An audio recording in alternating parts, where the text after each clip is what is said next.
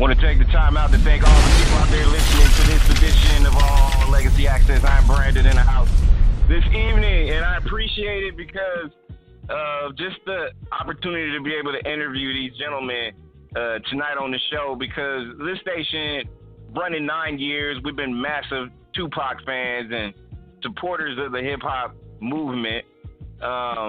In the deaths of Tupac and the notorious B.I.G. kind of shook up the rap world in itself and in general. And the discussion always weighs into exactly their deaths and their unsolved deaths to a degree, because a lot of people out there can speculate and they know and they have opinions and things like that of that nature. But I think at the end of the day, I think a lot of people actually already know the story, and the story has already been told in a sense based on the documentaries that we are seeing to a degree. Now, when I had a chance to be able to check out and look at Murder Rap inside the Biggie and Tupac murders, I became amazed just for the simple fact that there was a lot of stuff that I did not know. I thought I did, but I didn't know.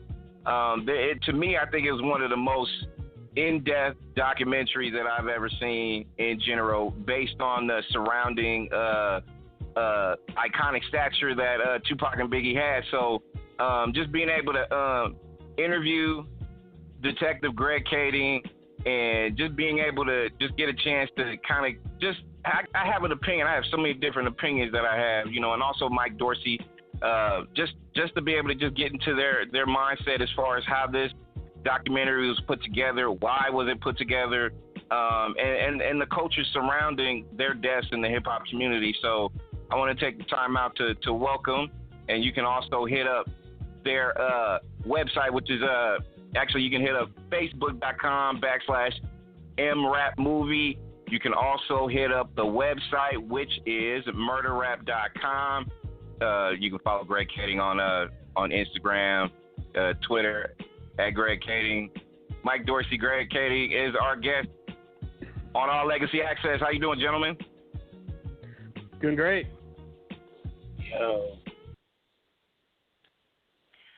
Well, I have both on the line, correct? Yep, this is Mike. I thought I heard Greg.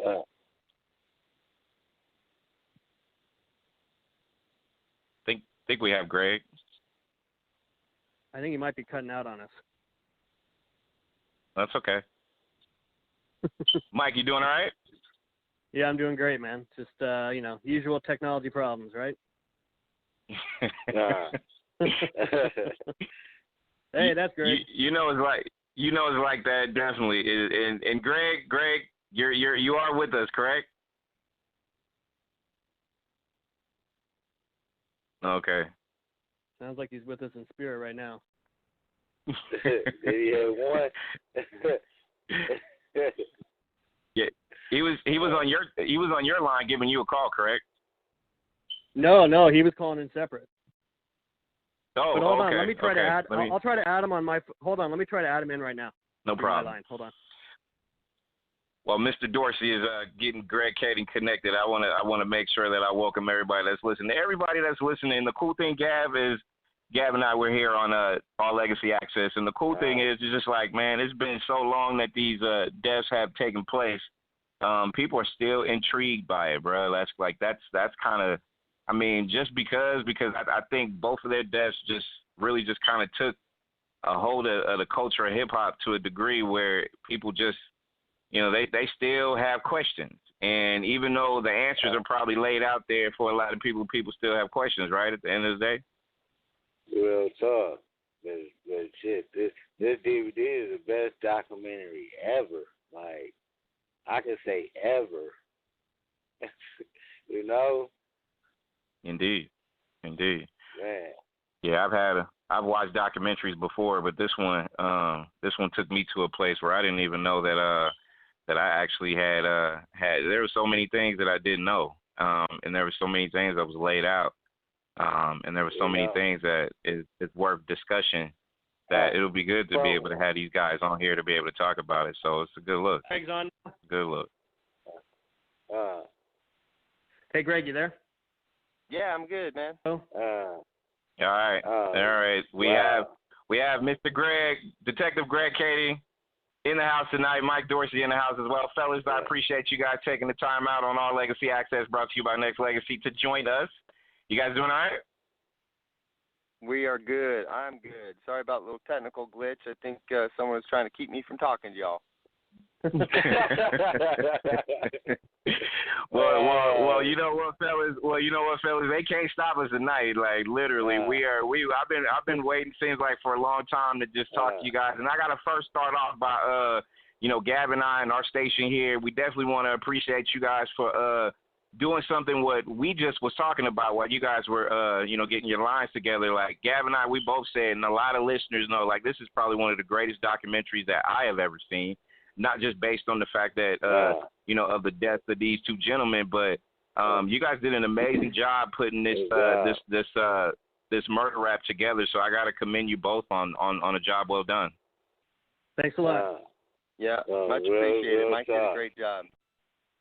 Shit, like my boy Brandon said, thanks for all the info, because there's a lot of info that people didn't know about what y'all put on this documentary. So, yeah, y'all did a hell of a job on it. Much appreciated. Yeah, that was the point, man, was to kind of change people's perceptions, because for so long people were thinking the wrong things had happened, and, we're just trying to correct those errors. So Detective Cady, let me ask you this, and if people don't know, Murder Rap Inside the Biggie and Tupac Murders is now available on DVD and Blu-ray. You can go ahead and hit up Amazon, search it, grab it, go get it today. I encourage everybody to go get it. Anybody that's a hip-hop fan, anybody that is a fan of detective work, anybody that is a journalist fan of, people should go get it. And Detective Cady, I'll start off with you, because for so long, it's like I've heard different interviews that you've had, over the years or whatnot, and I commend you for putting this together. And the motivation behind it, just like you said, had to be built on just getting the story that a lot of people won't tell. So just out of the gate, why do you think people have so much of this like hidden? Is it just because they just don't want to get the truth out, or is it just because they just kind of see it just as a cold case that will stay cold? It's kind of a combination of things. From the police department's perspective, it's a case that they're not going to go public with. And from the street's perspective, the people who really knew what happened, they're not going to step up and, tell the story for fear of their own reasons. And so, when you have this vacuum of silence, and people just have to start piecing together their own conspiracy theories. And that's why, people start connecting dots from limited information and start building these, the theories that have been prevalent for so many years.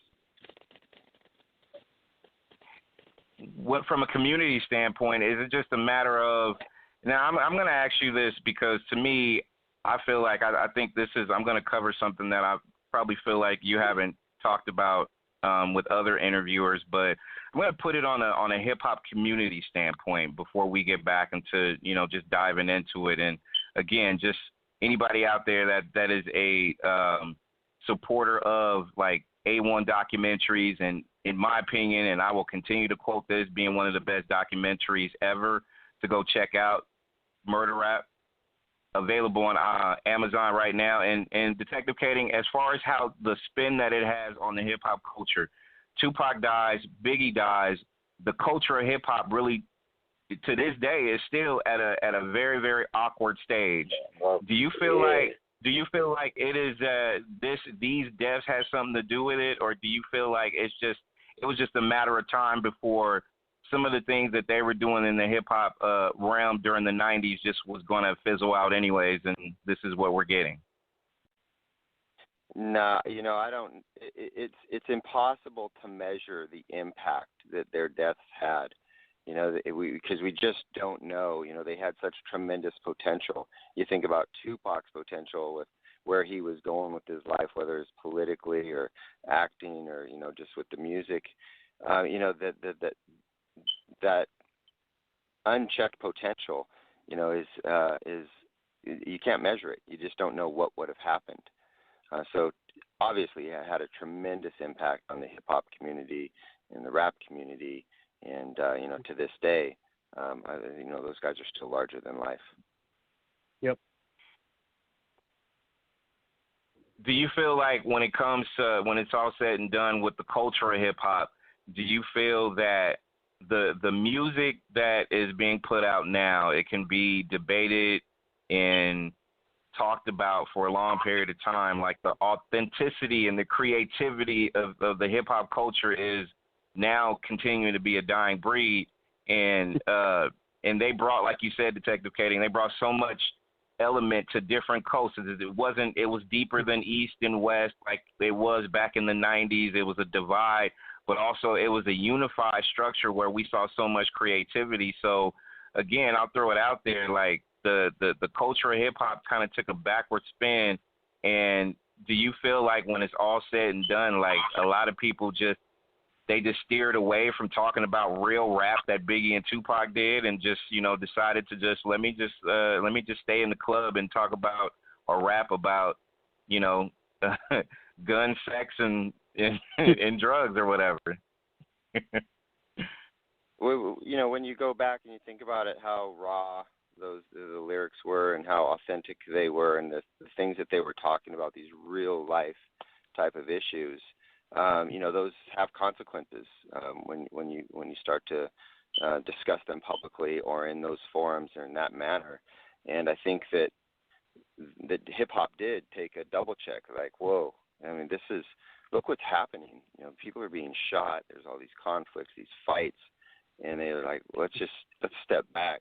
And I don't think they ever recovered from it. I don't think it ever got back to where it was then. They had to take on a new road and take on kind of a new expression or approach, because they saw what the consequences were of the old way. And that's just me from an outsider, as a 53-year-old white guy who didn't really listen to rap. So this is my perspective. I'll never be able to appreciate it or understand it like you or somebody else who's more in touch with that community or that culture can.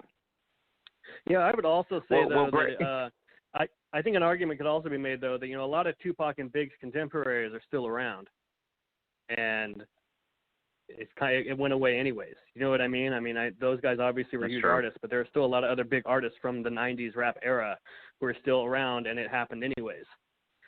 So I don't. It's kind of hard to say if it was all because Tupac and Big were taken, or if it's just the way the culture was going to go anyways. I don't know. It's a good point. We have Mike Dorsey, Detective Greg Kading. Murder Rap Inside the Biggie and Tupac Murders available on Amazon right now on DVD, Blu-ray. You can go pick it up, Amazon.com. Go handle your purchasing business. Gav and I here on Nexxlegacy Radio. I before Gav asks a question, I have to throw it out there, and I'm going to go back into when this was put together. And again, and Mike, I'll ask you this. When it was all said and done, when you guys were finished with this documentary and put this together, did you feel like, this is gonna shake up some communities? These are gonna shake up this culture to a degree where a lot of content was not displayed or told back in the 90s or the early 2000s when people had their speculations. Did you really feel like when this was done that this was something that, wow, this is gonna make a lot of noise? Absolutely, and I mean, anytime I set out to make a documentary on any subject, I hope that it'll be the definitive documentary on that subject. So I throw out as much information for people to make up their own minds as I possibly can. And of course, I knew it was going to shake things up because there's so much hard evidence in this film. I mean, I know a lot of people when they first heard about it thought, oh, another Tupac and Biggie murder documentary, but I knew that 90+% of this film was stuff no one had ever seen before. And to a certain extent, it kind of pissed me off because I knew that some of the people who had made some of the films and books before, I knew they had some of this information and they had withheld it. And to me, that's lying by omission. And one of the main guys I would say like that was like Russell Poole. So much evidence in this film came from the time period when he was, on a part of the investigative team. So there are certain interviews that are in this film that Russell Poole was in that interview. And he heard that information and he didn't share it. And not to put it all on Russell Poole because a lot of people worked this over the years and this just never got out there for some reason. in part because it was an active case, but at a certain point it stopped being an active case. And that's when I come on as a filmmaker and say, okay, look, you've already admitted you're never going to solve these cases. Internally, you kind of know what happened. So let the public and the history books have this information now. Detective Katie, when you look at the 90s of that era and death row records in that era and so much usage of off-duty police officers, and a lot of people have speculated or they have talked about that being one of the cases as far as, there was a lot of speculations on Suge Knight death row records, drug use, drug trafficking, et cetera, but you still had off-duty cops still, handling security at that particular time. Did that open a wound as a detective and a police officer to you, just kind of like, we do have certain police officers that do uphold the law, but when you started hearing speculation about that, how did that make you feel at that particular time? It didn't really have any impact on me because it was nothing new. Listen, as long as there's been law enforcement, there's been corruption in law enforcement to a certain extent. So if cops are moonlighting, working for people maybe they shouldn't be working with, or fraternizing with people they shouldn't be fraternizing with, or turning a blind eye to some drug use or something like that, that's nothing new, man. And that stuff takes place in across the country in these major urban police departments. But in and of itself, that's all that is. You got guys maybe acting inappropriately. You might have some relationships that shouldn't exist, but that's just the nature of this game. Cops moonlight. Sometimes they work for people they shouldn't work for, but but that doesn't bring us to the point where cops murdered anybody. You've got to have behind theory. You have to have facts. You have to have tangible, provable, identifiable facts to support those claims. Otherwise, they're just claims. Indeed. I was all good with it. I mean, hey, if there's dirty cops, get them. I have no problem with that. I have no hesitation. And we put dirty cops in jail all the time. It's Indeed. We have a whole the largest division in the LAPD is the Internal Affairs Division, and their whole objective is to root out corrupt or dirty cops. And we bust them for bank robbery, we bust them for drug theft, we bust them for murder. We root them out. And also, sorry, Greg. Also, David Mack was already sitting in jail when this all happened for robbing a bank. So I argue that if it looks like it's a dirty cop that did it, then let it be the guy that's already in jail for robbing a bank for $700,000. You know what I mean? Like he's already a black mark on the LAPD anyways. Yep. I got a question. Detective Katie, why the dude that whispered in Tupac's ear, how come he didn't really get in trouble? Like he kind of instigated that. Well, I don't think that's fair, partner. I don't think he instigated anything. I think if you were someplace with one of your friends or somebody you cared about and you saw an enemy amongst you, you might tell him, hey, keep an eye. We got problems with these folks right here. Hey, this is the dude right across the lobby here that just snatched my chain 3 months ago. We're at war with these fools. Keep an eye out. Beware. Be on your guard. They've already had a shoving match in the arena before that. So I think he was doing what you and I would have naturally done, was alert your partner about somebody that potentially was going to be dangerous to you. So I don't put that on Trayvon. I don't think that he had any responsibility in that or that he instigated or caused it. Tupac took it upon himself to react to the threat that was across the room. Yeah, and Suge and the Pyrus, they knew who Orlando Anderson was. So in that group of people standing there, probably the only person who didn't recognize Orlando Anderson by his face was Tupac. So it makes sense that if all these guys spot Tupac or spot Orlando Anderson, he's not going to know who that is. So Trayvon just says, that's the guy. That's Orlando, the guy we've been talking about that took my chain. So makes sense. I think also that theory kind of takes away free agency from Tupac, as if he's that easily manipulated that someone can goad him into going to fight somebody like that. Like he was his own man. Yeah. Mm-hmm. That was a choice and a decision he made that actually makes perfect sense. And I know we're bouncing over the place talking about murder rap. the Inside the Biggie and Tupac Murders, which is available on Amazon.com. Make sure you go ahead and check it out.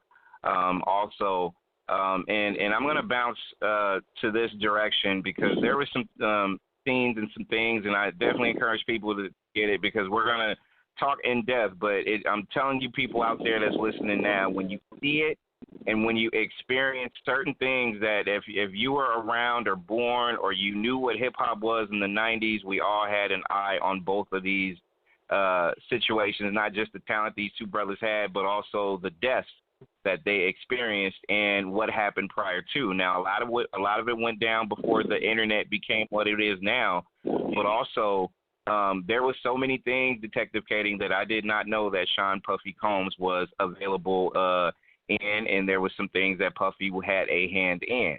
Now, with that being said, why do you think, in your opinion, that so many people choose or has chosen to ignore certain obvious things that have been thrusted upon us as viewers, people looking at it to this day who did not know all this stuff back then? Why do people choose to ignore it? Because of who he is and his stature is in 2016 now.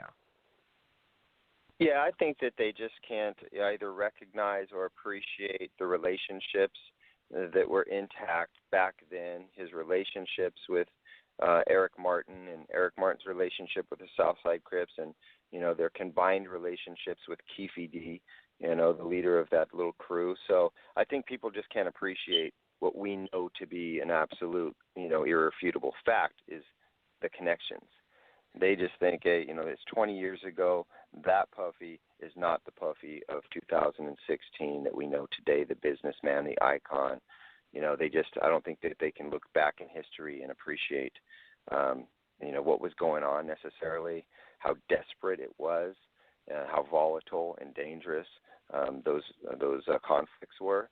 I just don't think they can appreciate it. And so they choose not to recognize, you know, then. They just want to look at what they know now. Is it just a matter of the consumers will choose not to, they, like you just said, but also like, you know, like you said, it's been too long. People have changed, people have grown. But also how does that look on a community standpoint where, you know, you have the deaths of these two gentlemen who had a powerful hand in the music business, and to the most part, their families and their people that was close to them is still reeling at the fact that, you know, publicly or opinionized, these people are dealing with unsolved murders, even though a lot of us can, you know, kind of connect the dots. But, you know, from a consumer standpoint, or even from an average listener who is just taking it in, like it's still a shock to the people or to the community, to myself. Like, I'm just going by me personally, that when I look at it, I'm like, wow, how could people just completely ignore what's in front of them? And as a man to someone that was killed, if somebody like that happened to me, I would want to know absolute justice. But I guess, Detective Kading, there's so many skeletons in people's closet that they just tend to just don't even bother with it. Yeah, you know, everybody should be forced to answer those questions. You know, when you're a person like Combs, you can kind of hide behind your lawyers. You've got enough money and the means to kind of separate yourself from not only the allegations, but the suspicion of, you know, your involvement. And, you know, let's ask ourselves the obvious question. What had he really ever done to make things right? Even back then, wasn't cooperating, wasn't providing us with information. I mean, this is his best friend. This is Biggie, right? Right. Where's the reward money? Where's the, you know, the public announcements? Let's find the bad guys. Where was the expectation of you know, if it were you and I, somebody close to us, yeah. But what did we get? Silence. Because why? Because he knew where it would lead back to. Start, you know, once those questions start being asked, it's all going to lead back to one place. Indeed. Wow, that's pretty heavy. I just, you know, and to me, I just feel like when it's all said and done, when people get a chance to just, you know, absorb not just this murder rap documentary again, and I will forever quote this as being one of the best documentaries ever, and I'm saying that not just because I have these two gentlemen on the line, and I definitely want people to just go. It is so in depth, and there was so many true things that went on that I didn't know. It's just like the situation that happened with Biggie's death and the fact that they were driving around trying to find a hospital and they got lost. That I never ever knew. Growing up in the 90s, like a lot of us, Detective Kading, we didn't know none of this stuff. So it's like, when you guys got wind of it and got the word of, like, a lot of stuff that a lot of people put out there, I mean, was it just the fact that you guys wanted to get this out here for the people because it has been completely ignored over the years, or where it was just, you know what, this is just the best kind of journalism we can have, is put the truth out and let people decide for themselves what they want to ride with?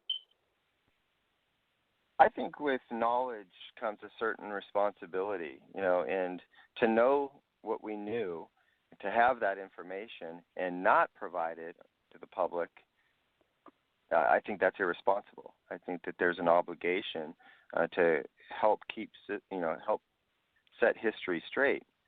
And when there's all of these rumors out there, all this speculation, all of the kind of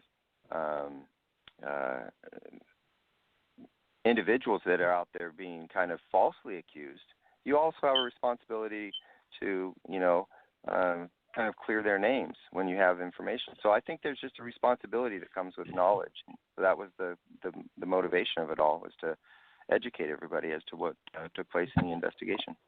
Yeah. Also, there's nothing in the world anymore that's more powerful than the truth. It's really the only thing, no matter how rich and famous a person is, it's the only thing that they have left that they can fear. And so there's, like Greg said, there is an obligation if you feel like you've stumbled across some truths to reveal that, because it seems like everywhere else people can get away with just about anything if they have enough money and power. Yeah, we can ask that question. We can say that, Joel. Well, see, this is my opinion, so I'm going to be blunt when I say this. Yeah, we can ask that question to OJ, but OJ is where he needs to be, in my opinion. But that's just my opinion. That's just my opinion. He's like the one exception to the rule. My analogy that I would use is look at how fast Bill Cosby's life changed. Very suddenly true. 50 Good women point come out saying something. He went from being America's dad and this friendly old guy who was untouchable to total pariah, and his career's over. And you brought up something that I just want to say real quick, and Gab, I know you have questions, and I'll have Army as well. And to me, again, I sincerely hope everybody is paying attention and listening to this station right now, All Legacy Access, that has Mike Dorsey, Detective Greg Kading, Murder Rap Inside the Biggie and Tupac Murders, which is available on iTunes, Amazon. You can go check that out. Go purchase that today. It's available on DVD and Blu-ray. When you look at the landscape of how the nation is right now, you just mentioned Bill Cosby, I mentioned OJ. Bottom line is, if somebody want to see you succeed, they will help you succeed. But also, if somebody want to see you fail, there'll be 51 women out there, and there will be certain situations that will help you fail along the way. So when you look at society in itself, how do you feel? I mean, not just putting together this documentary and knowing all the drama that came with both murders, but when you just look at society in itself, I'll start with Detective Kading, and I want to get both opinions. But how do you feel in general? I mean, I still believe in protect and serve, because we definitely still need the police. But also, there's just a lot of misfortune that goes along with, like you mentioned earlier, Greg, dirty cops, but also there's dirty guys and girls who's willing to, set up somebody for the greater good in their opinion. So how do you feel about just the scope of everything that we've mentioned tonight and what we see in this current state, in this day of age? Well, clearly things are a mess right now on so many different levels. And, I think the media is partially responsible for, the current state of affairs. I think that the media just has agendas and they misrepresent things, and we would all expect that the media is objective and they go into things trying to report facts, but they don't. They want to sensationalize things, and that fuels misperceptions. And when you fuel misperceptions, you have misunderstandings, and misunderstandings lead to conflict. And so, nobody's taking, the people that are talking aren't taking responsibility for what they're saying. And then the people that are listening are responding to that information, regardless of if it's accurate or true. And so, there's no responsibility at that level. Whether it's things that the president says that fuel the division, or things that the news say that misrepresent scenarios that take place, and we sit back and we're kind of victim of all that. We fall prey to that, because then we have misunderstandings among ourselves, and that leads to conflict. So I think it starts at the top, and that's where we're failing. Mm-hmm. Let me ask you this question, and also I want your opinion on this too before I ask this next question, Mike. Okay. Yeah, sure. My dad was a retired sheriff's deputy, Orange County, and we've talked about these incidents a lot. And I think he's torn between wanting to defend the police and his profession, but also he is a little bit disgusted by what he's seeing. And not all of the cases that we're seeing, I think, are going to end up being unjustified shootings, but I think quite a few of them are going to turn out to be that way.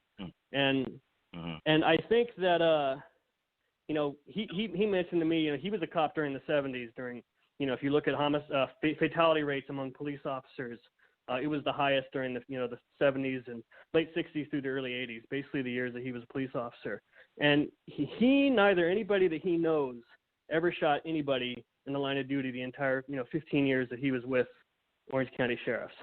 Now, granted, that's not LAPD level crime, so don't, it's a little bit of a different apples to oranges comparison. But they also had a lot less non-lethal options back then than they do now. He had a nightstick, his gun, and his fists. Right. And so I think where people are, I don't know. Sometimes it's the video, the way the video is being shown. They're only seeing the kind of the last few seconds of an altercation. You're not seeing what led up to it. Mm-hmm. So I think in some ways people might get a misperception, but I think it's also, we have to admit that some of these situations aren't right. And I think that everybody knows, including police officers that I've talked to, including my dad and other ones I know, that there are some bad cops that just want to mess people up. And they're a slim majority, but right now they're getting most of the attention because of all the media scrutiny. And it's painting all police as looking bad, unfortunately. But I also think we can't deny that something's not happening. That happens across the globe.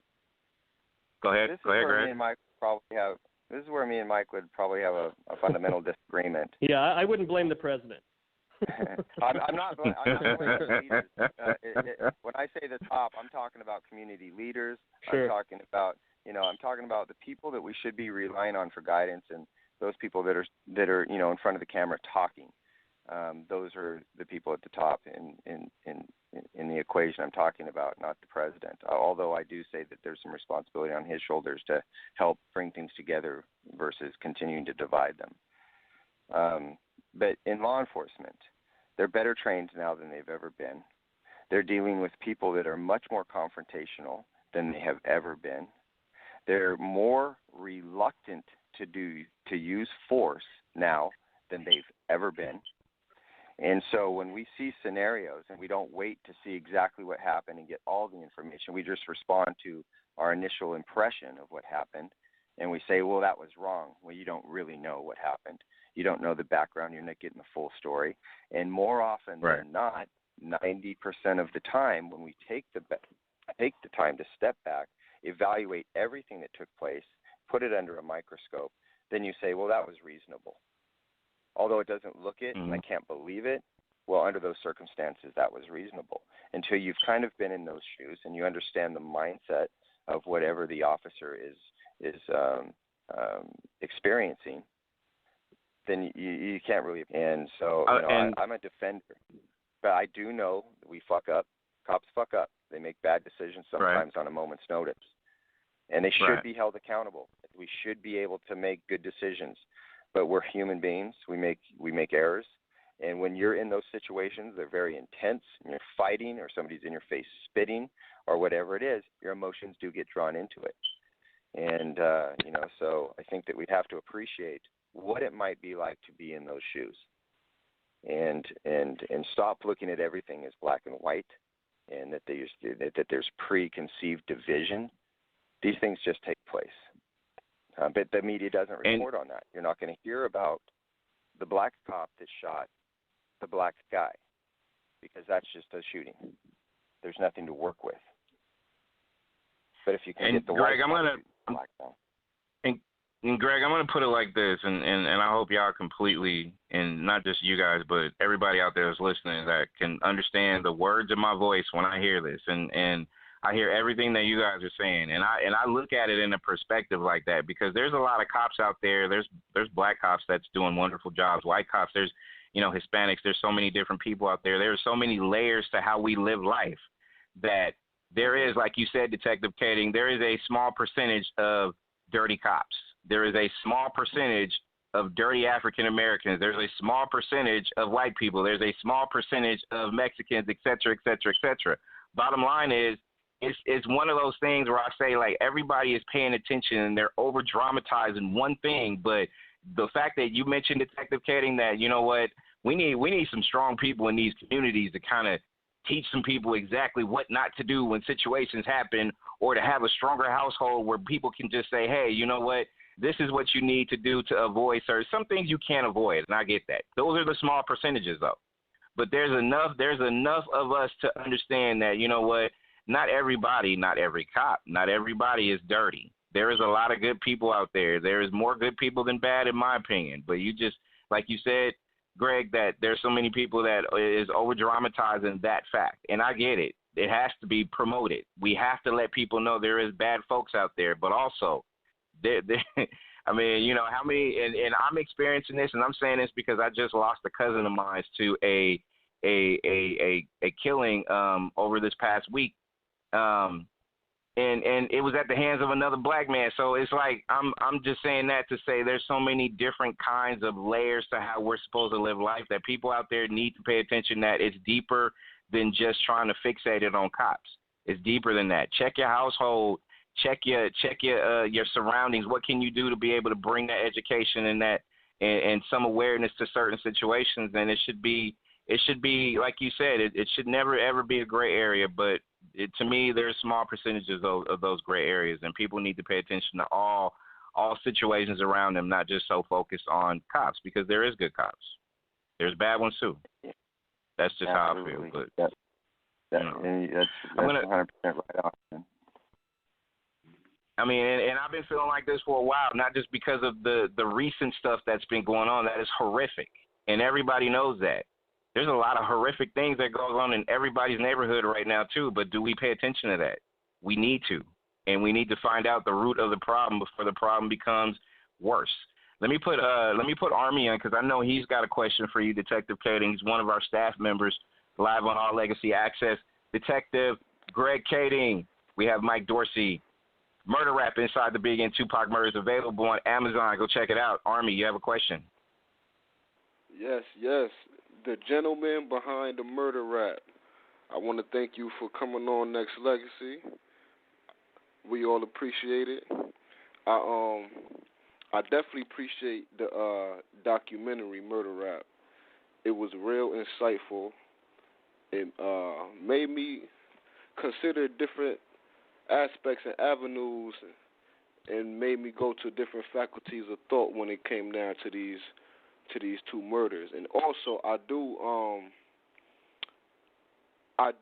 did like Russell Poole's work and his investigation with what he was doing while he was alive with the two murders. So when I found out y'all incorporated his work, it, you know, was more open to me to watch it. So the main thing before I get to my question is, I want to point out the fact that we can't deny facts, right? If something is dead in our face, then we have to accept it. You know, I always use like the dead body comparison, right?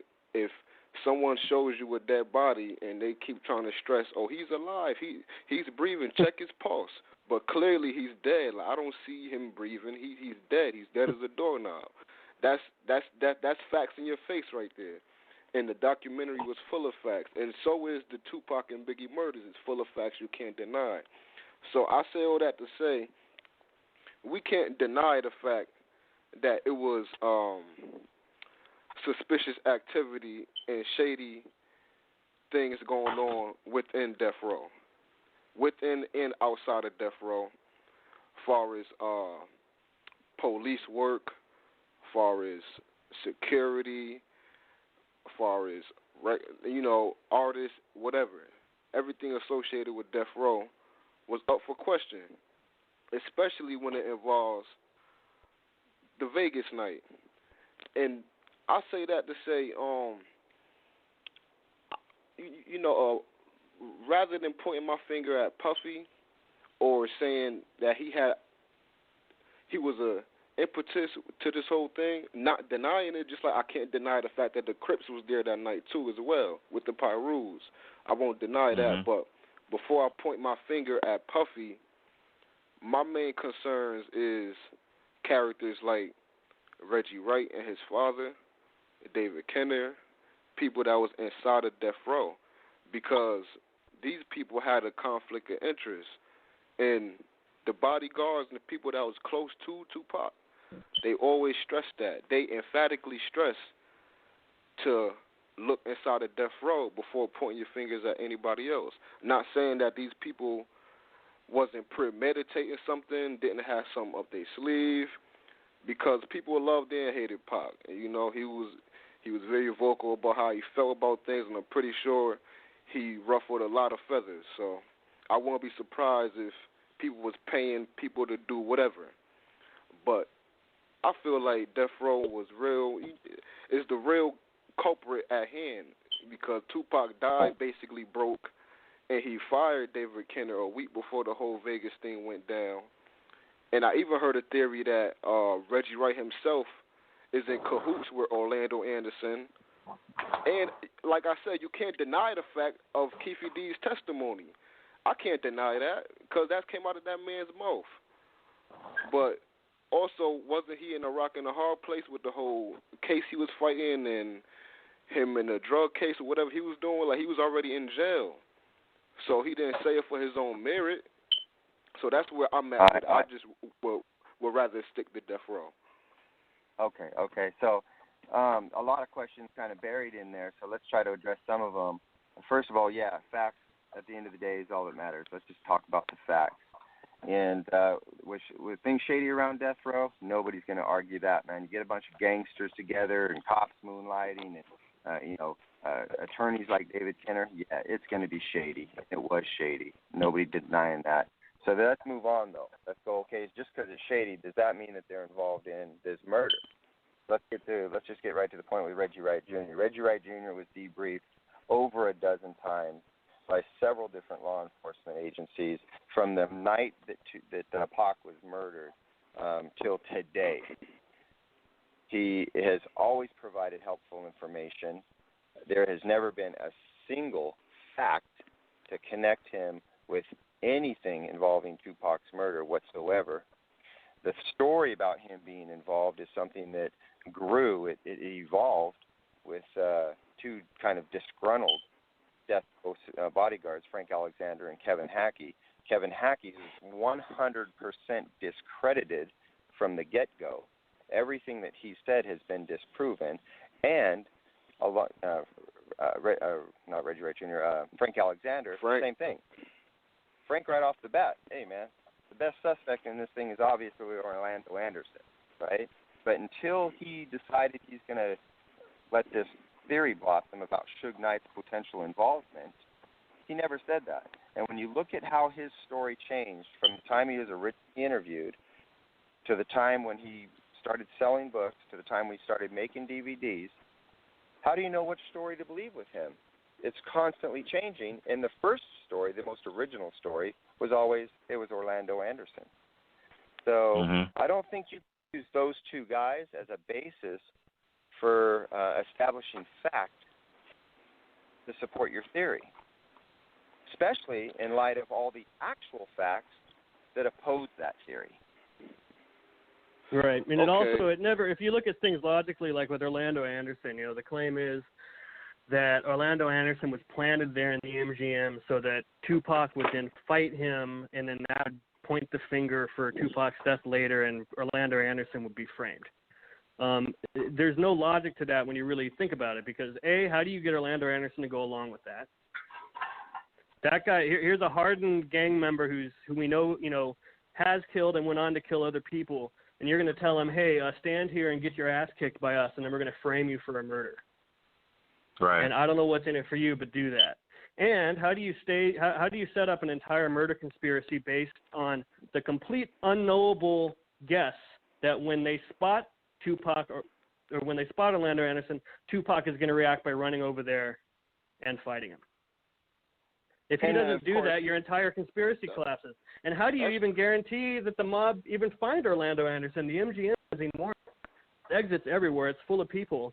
And also they'll say that Orlando Anderson was planted. Well, at no point in any of the security footage of Orlando Anderson is he just standing there. He's walking in every single shot right up until he gets to the fight. So, and then and also can I add too, Mike, that kick real quick just cost Suge Knight 9 years.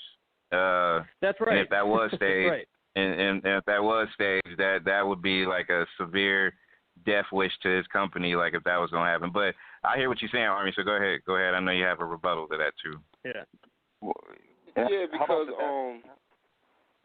right now I know Frank changed up his theories and his statements over the years, because I had watched the DVD he put out early 2000, and he said initially that he felt like Suge had nothing to do with it, and he felt like Orlando was the trigger man. And then as the years flew by and as things started to occur within his life with death threats and things of that nature, he had ended up changing his statement through experience, and he felt like it was shady characters and culprits at play within Death Row. And I happened to see you guys' discourse on YouTube a few years ago, back in 2013. I had saw that on YouTube. But also, it's another bodyguard that ended up getting murdered, just like I feel like Frank was murdered, named Michael Moore.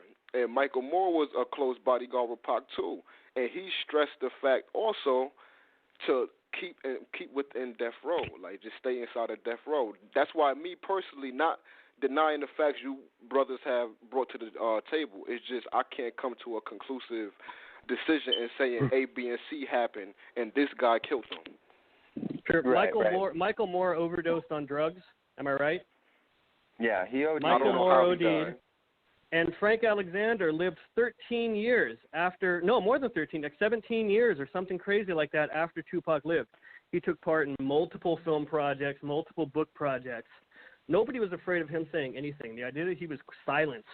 He would have been silenced before he put his first book out because nobody had any idea what he was going to say in that book.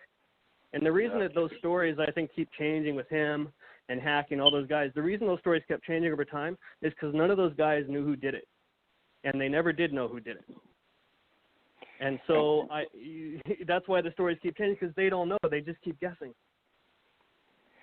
I look at things like this when it comes to, real quick. I'll add that and Gab, you and I, we interviewed Richie Rich like about a week ago or so, and Detective Kading, Mike, I'm pretty sure you guys are well aware, Richie Rich, Bay Area artist, literally kind of brought Tupac into the realm right alongside Digital Underground back in the day. He said something that made it really important to me too. When I say this, it wasn't really a conspiracy in my opinion, as far as, Death Row is Death Row, cricket to the core. So, that I think we can all agree on to a point. But also he said something when he said, and I quote, and it's public knowledge, that he said Death Row killed Tupac. He said Death Row killed Tupac because Tupac was around the wrong people, and he was literally an artist that is in the wrong place at the wrong time, affiliated with the wrong group of people. And I think that's and opinions wise, I think that was one of the key things that ultimately ended Tupac's life and career as well. Yeah, so I think it's important to distinguish what he means when he says Death Row killed Tupac. He's not saying Death Row killed Tupac. He's saying when Tupac went with Death Row, that got him killed.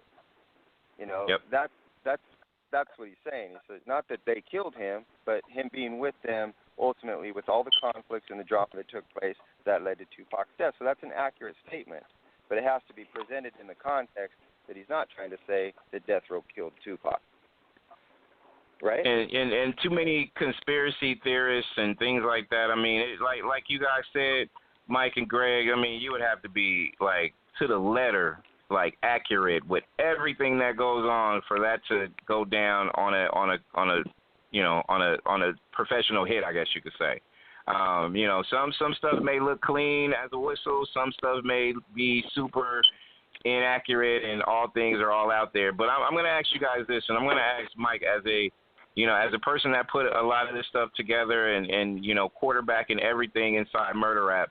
Has there been any misconceptions or false things that the public has put out there, or even the fan base? You have critics and you have people out there that supports it like we do, but also you have people that will denounce it. So has there been any misconceptions about the project that you guys have currently out? Yeah, I mean, a couple of them. One, probably the biggest one is that I've seen out there was that, people keep saying we get these comments all the time, oh, you guys are just trying to cash in and make money off this. Just another movie trying to cash in. And let me tell you guys, if any of you out there are documentary filmmakers, there's no money in documentary films. Unless you're like a Michael Moore, the documentary filmmaker Michael Moore, or someone like that, there really isn't a lot of money in this. You do it because you're passionate about the story and you want to get some information out there. So that's probably the biggest thing I would say. I guarantee you this has nothing to do with money. I'm way, way out of pocket on this, and it's going to take me a long time just to recoup what I put into it. So, as far as actual people challenging the case that is presented, I think people that have tried to attack it have done a really piss-poor job of attacking it. I almost don't have anything to respond to as far as the few attacks that I've seen on the evidence, because frankly, it's hard to discount what Keefe D says. Here's a guy who's was always known to have been connected to this in some way, and now you have him on tape confessing to the entire thing in extreme detail in a 2.5-hour long police interview. I guess my only frustration is that I keep hearing these other theories after people have already seen it, and I'm kind of like, it's a little frustrating. It's like the guy just told you he did it. Like how, like, right. I just and all these, and there were a dozen witnesses back up various aspects of Keefe D's story about the relationships that the Crips had with the East and everything, and it's still like, yeah, I don't know. Well, but I get it. People are over right to their opinions, but as a filmmaker, it's a little frustrating to put 3 years into something and people are still kind of questioning the evidence. Yeah, but opposed to the small amount or the small fraction of criticism that you might get, look what's happened as far as adversely, how many people are coming out of the woodwork from those neighborhoods, from those crews, from the girlfriends, that are all like, yo, y'all are spot on. You're telling everybody what we always knew. And, here's a little tidbit of something here, and, do you know about this connection? Because this connection does reaffirm what you guys are already saying. So really there's just been a floodgate of individuals who haven't spoken but now are coming forward because they feel like, well, the story's out there, I might as well throw my 2 cents in there. And, these were people that were in the know at the time. So I think 95% of all the feedback we get is that type of information or that type of feedback. Yeah, and I keep seeing, it is the majority, and I keep seeing posts online, people, I always knew it was Orlando, I always knew. Why didn't you say so? Right. But it's because now the film has kind of made it okay to come out and say that because now it's kind of public knowledge. So, and that was something I also hoped would happen, was that the film would be the first step in kind of an evolving case that would continue to get more evidence. And I haven't seen a single person claiming to be from the streets of Compton who has said, oh, yeah, this is nonsense. It's been 100%, yeah, this is what we always knew happened. It was people outside the circle that didn't know what happened. Detective Kading, have you, same question as I did with Mike, have you heard any or do you know any misconceptions, people that's in your ear or people that's on your timeline looking, anything that raises an eyebrow, anything that kind of looks odd to you as far as misconceptions that people may have, not just based on the movie, but even how the cops handled it in Vegas and in L.A. for both murders? Well, there's room for criticism. There were things that we did wrong. There's things that Las Vegas did wrong. We could have done better, but it's that way with any investigation. Sometimes you make mistakes, and you try to recover from them. So, there's room for criticism because we got some things wrong. And, in fact, look at LAPD produced Russell Poole, and Russell Poole produced the wrong theory. So, we can go there and kind of critique it. But overall, I think it's clear that there was a true effort to bring resolution to the case by the investigators. The only people that I see reacting now are people with their own agenda who are not being intellectually honest because there's money at stake. And if we're right, that means they're wrong. And if they're wrong, they can't sell anything. And so that's really where it's kind of like disheartening, is you've got a few people out there who have already made some money off of Pac and Biggie and have other ideas about how to make more money, but that can't work if we're right. So they might as well just attack us and try to discredit us because it gives them an opportunity to try to peddle a few more DVDs or whatever it is. But they're not being intellectually honest. They're just continuing to fuck with people's, continuing to just, provide people with information, hoping that it'll sell. Yeah, I would say one other misconception, one other false accusation people have made that I've seen, probably the next biggest one, is that the LAPD had some hand in the making of this documentary. This claim that the LAPD, that this is just propaganda put out by the LAPD in order to clear their name for the Biggie murder.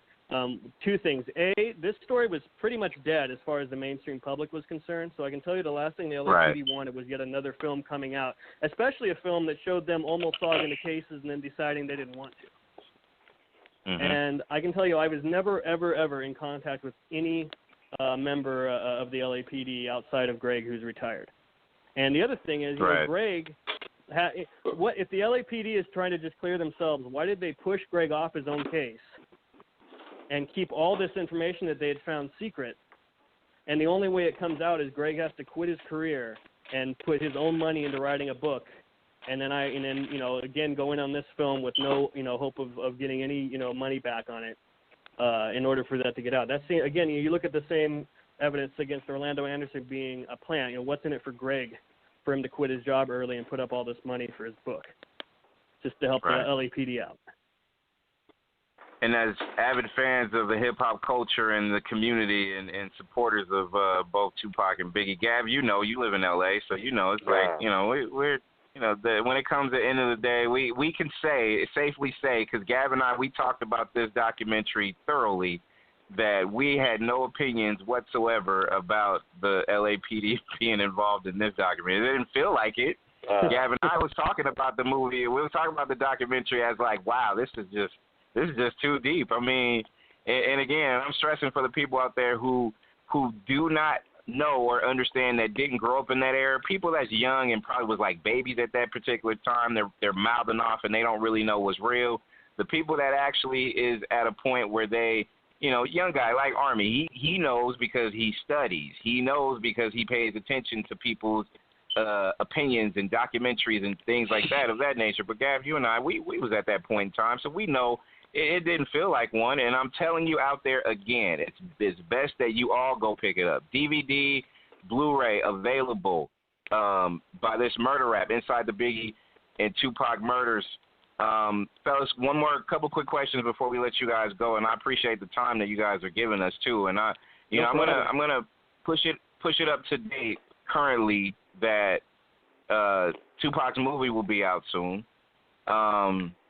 There's a lot of opinions based on how that will be portrayed, and I'm putting this out here for the first time, and I talked to Gav offline about this, but I talked to a couple of people in their camps, and they're not too happy about the way that this movie is being worked into the mainstream. So my question is, when you look at the movie, or you look at the pending movie that's coming up, and you look at just how everything just kind of went full circle, what are your thoughts about it, if you have any, and will you guys go see it?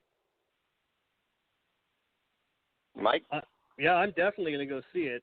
We know from seeing, I actually have a contact that was an extra in the casino scenes in Vegas the night at the MGM. I have someone who was sitting at a slot machine there and saw them filming it. And we've also seen behind-the-scenes photos from shooting that scene. We do know that Orlando Anderson is a character in this film. We know we've got to see shots of the actor playing him in the jersey, and it looks like they recreated the fight with him at the MGM. I suspect that when it comes down to the actual shooting, they probably aren't going to definitively say that Orlando Anderson did it. I think there'll probably be some ambiguity there. But as far as the whole film as a whole, of course, I'm definitely going to go see it. Absolutely. Okay. Yeah, ditto on that. I'm looking forward to checking it out. I hope it does his legacy justice. Yep. Indeed. Well, I appreciate you guys taking all this time out just to hang out with us. Again, we will continue to support it. Gab, I know you have a few final things you want to say, but let me start by saying that you guys did a tremendous job putting this together, and I'm going to continue to say that and show my appreciation because a lot of truth was displayed live on Murder Rap, and a lot of people need to really pay attention to what's real instead of ignorant opinions. And I think everybody, once you sit down and you really, just dissect everything, I mean, it is what it is when it comes to the truth. Everybody has scattered opinions and everybody has educated opinions, but everybody, in my opinion, shouldn't, just blow off half-cocked and just, think that, hey, you know what, you guys are just putting this out there just because it's we're going to slap something together. But, again, yeah, Gab and I, we talked about it. It was like, damn, this was like one of the best things I have ever seen. Like, we were trying, when it was released, I was like, man, I need this on DVD like the worst, like in the worst way, because I need to talk. Because I was telling my brother about it, and he has yet to see it because, he has issues trying to purchase something on the YouTube thing or whatever. But, he was like, DVD's out? I'm going to go buy it. So I got to give you guys credit. I mean, and before Gab said something, before you guys even took this on and Detective Kading, I know you were so deep in your career at that particular time, but Detective Kading, were you fans of Tupac as far as music, or Biggie as far as his music as well? No, if I'm being honest, I'm saying no, because it wasn't that I was I wasn't anti-Tupac or anti-Biggie, but that just wasn't the music that I was listening to. It was just not something I was paying attention to. I'm not a huge music enthusiast anyway, so I when I say I wasn't a fan, it doesn't mean I didn't know who they were, which I did, but right. I wasn't following it. I wasn't listening to the music.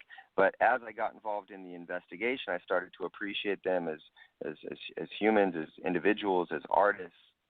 Then I began to become more intrigued and started to appreciate the music more, understanding more what I was talking about, and the music became a big part of the investigation. So it was an evolution for me, and I can say now I'm a fan. There you go. And Mike, before you answer that question, okay, so Detective Kading, what's in your CD player right now, sir? Honestly, you want to know what's in my CD? It's like the Bible. Yes, sir, absolutely. Okay. All right. I'm not mad at that. Ain't nothing wrong with you.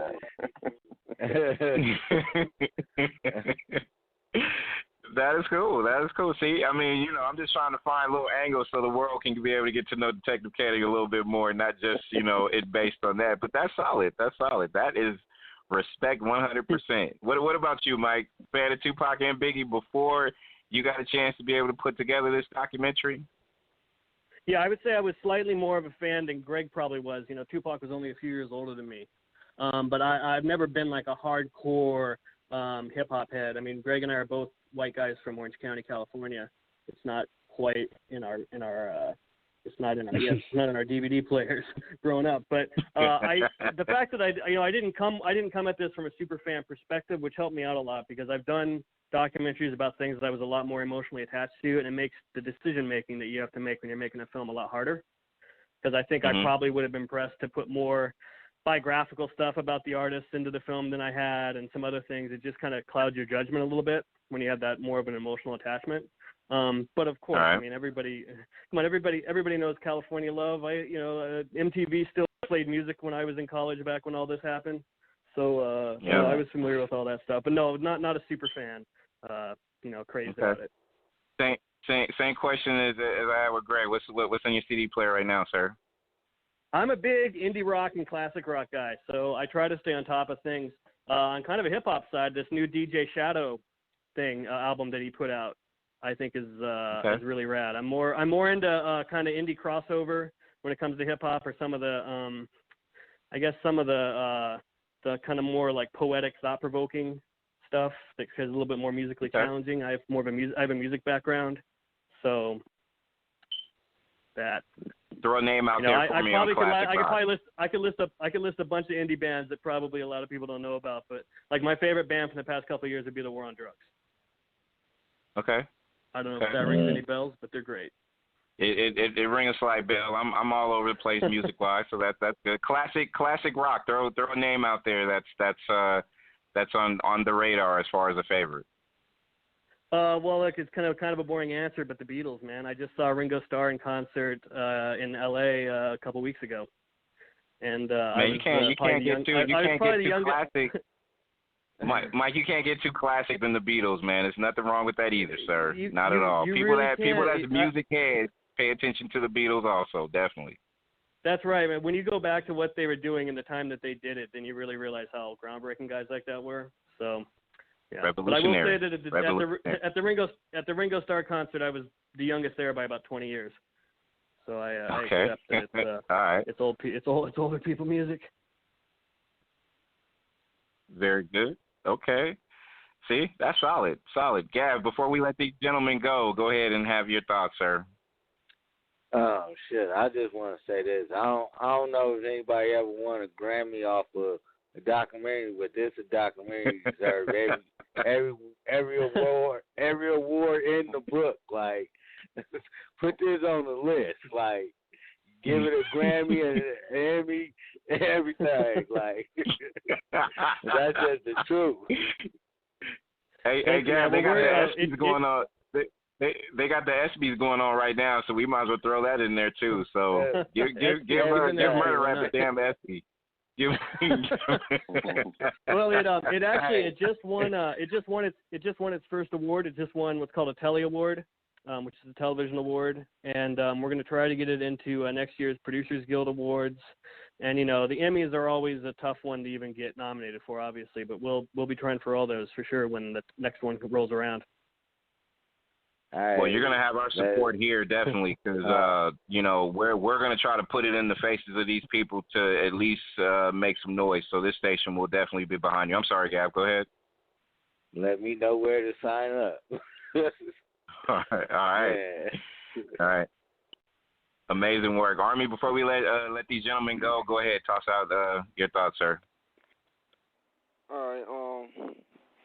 First of all, I want to say in no way, am I trying to discredit the long hours and time that you gentlemen put into bringing this documentary together just because I have my own personal disagreements about it. You know what I mean? Because like I said, I'm a Tupac fan on 100. You know what I mean? So I love when new information comes out, and I embrace it. So in no way am I trying to discredit your long hours of work and time and effort towards this project that you say, as far as documentaries, it ain't no money involved. It's basically you guys wanting to do it because you want to do it, because you have a genuine interest in the topic. Right. So hats off to you gentlemen for that. I definitely appreciate it, and I'm going to keep doing my research and still keep formulating opinions, and one day I'm going to come to a conclusive decision and say, finally,